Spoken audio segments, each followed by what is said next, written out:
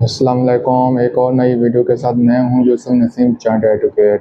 آج ہم ایک اور بہت اہم ٹاپک پہ بات کرتے ہیں، لاہور ہائی کورٹ کا ریسنٹ ایک فیصلہ جس کا پیج ہے 2025 لاہور ہائی کورٹ 495۔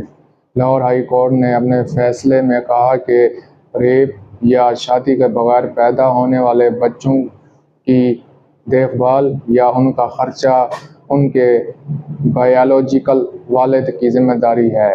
عدالت نے کہا کہ اگر خاتون عدالت میں بچے کی بائیولوجیکل حیثیت ثابت کر دے تو عدالت بچے کا خرچہ اس کے والد کے ذمہ مقرر کرے گی۔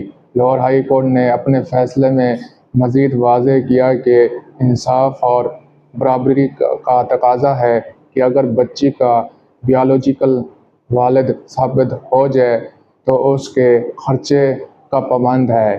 عدالت نے مزید کہا کہ بائیولوجیکل والد کی اخلاقی ذمہ داری بھی ہے کہ وہ اپنے ناجائز بچے کی ذمہ داری اٹھائے۔